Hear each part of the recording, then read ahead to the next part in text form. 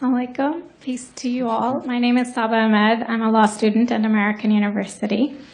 I am here to ask you a simple question. I know that we portray Islam and all Muslims as bad, but there's 1.8 billion Muslim followers of Islam.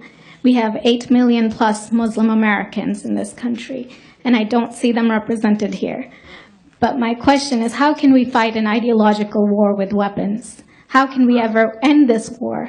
The jihadist ideology that you talk about, it's an ideology. How can you ever win this thing if you don't address it ideologically? Great question. I am so glad you're here, and I am so glad you brought that up because it gives us an opportunity to answer.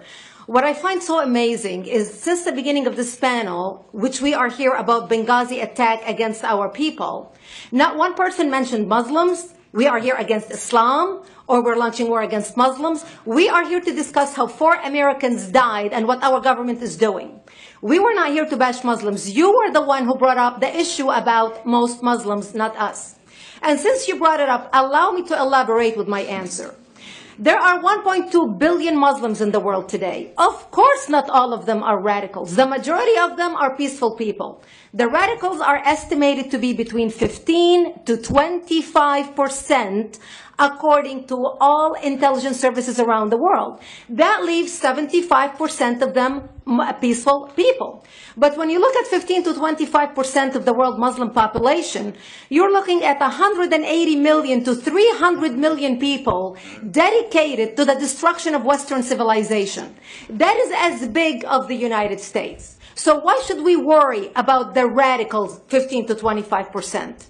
Because it is the radicals that kill. Because it is the radicals that behead and massacre. When you look throughout history, when you look at all the lessons of history, most Germans were peaceful. Yet the Nazis drove the agenda. And as a result, 60 million people died. Almost 14 million in concentration camps. 6 million were Jews. The peaceful majority were irrelevant. When you look at Russia, most Russians were peaceful as well.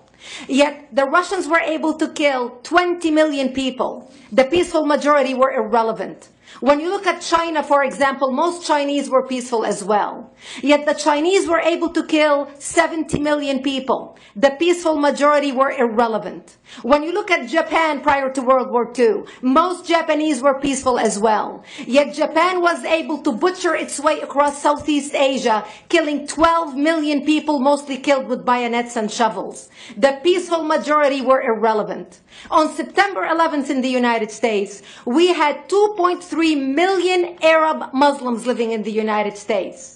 It took 19 hijackers, 19 radicals to bring America down to its knees, destroy the World Trade Center, attack the Pentagon, and kill almost 3,000 Americans that day. The peaceful majority were irrelevant. So for all our powers of reasons and us talking about moderate and peaceful Muslims, I'm glad you're here. But where are the others speaking out? And since you are the only Muslim representative,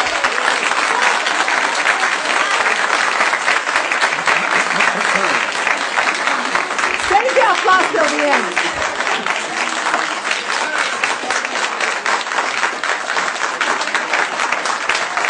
Thank you. Thank you. And since you're the only Muslim representative in here, you took the limelight instead of speaking about why our government, and I assume, are you an American?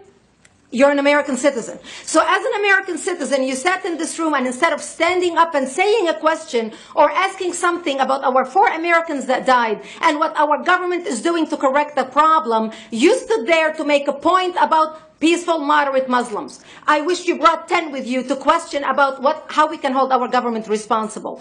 It is time we take political correctness and throw it in the garbage where it belongs and stop calling it fair.